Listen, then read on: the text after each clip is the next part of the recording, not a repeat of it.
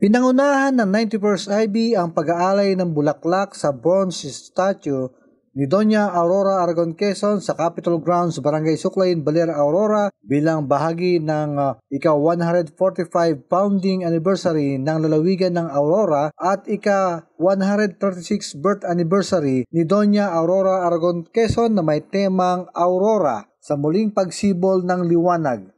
Ayon kay 91st IB Commander Lieutenant Colonel Julito B. Recto Jr., ikinararangal nila ang manguna sa wreath-laying ceremony para kay Doña Aurora Aragon Quezon na tubong taga-Baler, Aurora. Ang mga naggawa daw ni Doña Aurora Quezon ay mahalaga na dapat tularan, kaya dapat lang bigyan ng parangal ito na nagbigay ng labis-labis na serbisyo sa publiko, hindi lamang sa Aurora kundi maging sa buong bansa.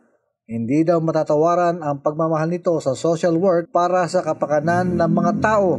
Sinuportahan din ni Recto ang naging pahayag ni National Commission on Indigenous Peoples Chief of Staff Attorney Christine Faith Sabella na ang gobyerno ay kapartner sa pagtataguyod sa mga proyekto, polisiya at programa na nagpapaangat sa mga indigenous peoples kung saan iginagalang at naiipreserba ang kanilang kultura. Ang Philippine Army ay nakatuon daw upang matulungan ang mga tribo na magkaroon ng magandang kinabukasan, kaya kinikilala nila ang mga tribo at walang maiiwan patungo sa landas ng kapayapaan, progreso at development ng probinsya. Katulad sa paglilingkod ni Doña Aurora Quezon sa bansa ay nakahanda daw silang magbigay ng assistance at tumulong.